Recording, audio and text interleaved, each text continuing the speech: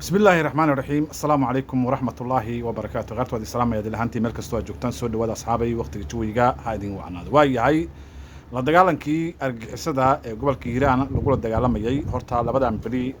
xogaha hakad ayaa galay runtii waxa weeye bari la soo dhaafay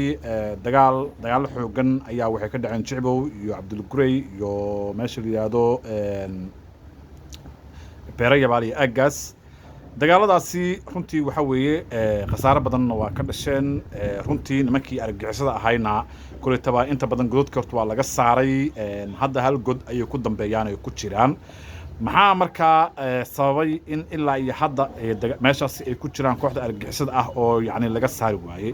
runtii horta waxyaalo badan ayaa horta dusha hadda laga saaraya eedda oo la eedeynaya oo ah dhanka hoggaanka Soomaalidu waxay tiraahdaa dhariga haddii uu farabadiyo waa fud xaraareeya waxa weeye meeshan hoggaankii ayaa batay dagaal wuxuu ku fiican yahay hoggaan mid ah in uu leeyahay haddii marka 10 meel oo yacni wax laga hoggaaminayo waxa weeye horta meeshaasi dhib waa ka imaanaya waxaa leeyahay marka hadda dadka wax u daraso ama dagaalada yacni falanqay waxay leeyihiin dagaalka argixisada Beeraya Bali dhulka lagu la galay wuxuu ka hadlaysnaa dhanka hoggaanka ah hoggaankana waxaa ogtihiin in la isku haysta muddo intuu dagaalkaasi bilaaban dadkii marka qaylinaya shalay hadda marka ha quustaa meel ha fariistaan dagaalkaasi runtii nima la yiraahdo Hirshabeelle ayaa horta dagaalkaasi horta tifgeliyay nin la yiraahdo Muuse Salaad ayay soo dirsadeen ila dagaalka anaa hoggaaminayo ayadoo dagaalkaasi dawladda u soo qorshaysay dad gooni ah oo dad qaas ah inay hoggaamiyaan ninkaan Muuse Salaad iyo Hirshabeelle ayaa meeshii ka soo dhaxdhashay oo yiri dagaalka anaga hoggaamin maadaama aan ahay gudoomiyihii gobolka Hiiraan meeshii markii waxa la diiday fadqalala la diiday waayay wax ka hoggaamiyaa la yiri marka wuxuu ahay dagaalkaas waxa lagu galay dagaal wuxuu ahay aan yacni ash loo ahayn oo aan niyad loo hayn runtii marka hadda marka filimku waa la ogaaday hoggaamintii isbarbaryaaci dhammaay hadda waa la wada waxa la meel fariistaanidi dagaalkan hadda marka waxa weeye inta hartay waxa la rabaa dad yar oo qaas ah inay hoggaamiyaan dad badan ayaa la fariisiyay meeshii waa arkayseen inta iskugu tagtay hadday military tahay hadday nabad sugu tahay haddii yacni ilaalo qaran tahay haddii yacni macawsley tahay haddii Hirshabeelle tahay waa aragtay inta iskugu tagtay meesha oo dhinac walbaaba qaloobaaba ee koox yacni dad hoggaaminayaan marka waxaa la yiri waxaasoo dhan marka hala joojiyaa la yiri hoggaaminta dad qaas ah ayaa looga dambeynaya waxaanu isbarbaryaaca waa la joojiyay insha Allah marka waxaan rajaynaynaa dagaalka marka hadda bilaaban doono in lagu guuleysan doono oo kooxdan laga saari doono godka ay ku dambeeyaan iyo Jicbow haddii Ilaahay yiraahdo wabigana la dhaafin doono maadaama dagaalkii yacni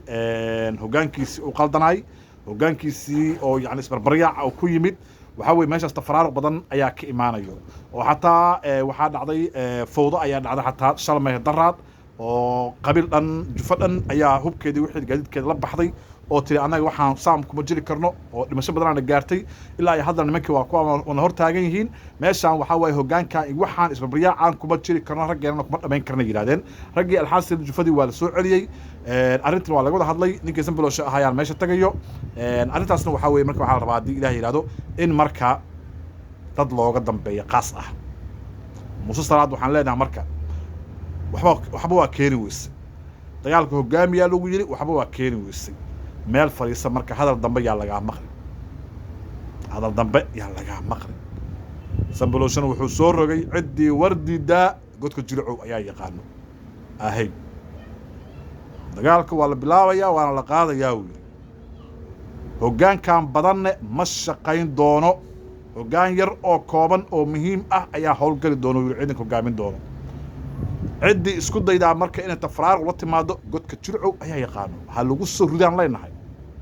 maba dhicinba intaan inay shaac u fadhiyaanba macawsee xawaadle xaqiiqatan maba dhicinba muddo bil ku dhawaad ah ayay nimankii meesha ku jiraan suurtagalna ma waxaas ragna waa ku dhammaadeen raga ilaa hadda midkoodii bannaanka yaallaa caqli baa markii maalin kasta wiilasha meesha lagu laayaa dagaalkan hoggaaminaya anaa yeelay intii la yiraahdo waxaa suuragal ma aha dagaalkan ha looga dambeeyo dadka la yaqaano hoggaankooda oo horena loo soo arkay oo wax hoggaamin kara oo ciidanka hoggaamin kara oo nimankaana ka adag oo ka burji sarreeya ee markay maqlaan ka cararayaan ka cabsanayaan هلو دي بحش ولا يقاناي هدي كلامته والله أنا قول لك كيني مايو ويشان ولا قول ما ينا يا ماشي marka insha Allah hadduu waxaas waa soo afjari doonaa haddii ilaahay yiraahdo dagaalka hoggaan wuxuu yeelan doonaa toos ah oo la yaqaano ayuu yeelan doonaa dhanka macawisleyda iyo dhanka ciidanka dowladda sida hadda igu maqaalaa waxaa yani loo qorsheeya cali jayte iyo baakaay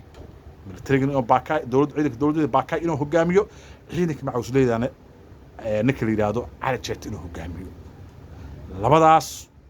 waa rag hore loo soo arkay hore loo soo baraaweeyey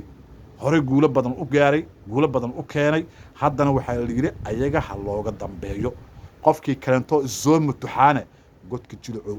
godkii jilcow ahay ayaa yaqaano halkaasoo liinta ku cabi doonaa insha Allah marka waxaan leeyahay waa la guuleysanayaa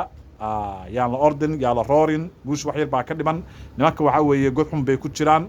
oo miinooyin xataa ay isku wareejiyeen oo meel u baxaan ayaga laftigooda Allah waa niman nafal caari ah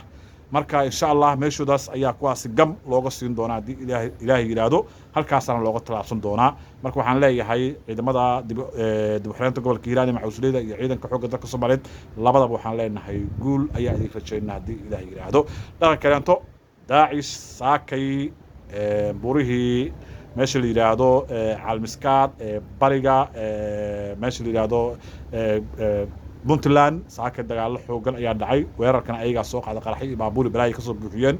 halkaas rag saraakiil waxba ku dhintay ayagana waa la jabiyay kuleeto meedkoodii waqtigooda waa aragteen waa meelaha isku daadsan yahay marka insha Allah waxaan u rajaynaynaa argagixisadan in dalka laga sifeyn doono haddii ilaahay yiraahdo dhammaantoodba waa salaam ya muuqaalka shaariya la inta waa noogu qabo assalaamu calaykum waraxmatullaahi wabarakaatuh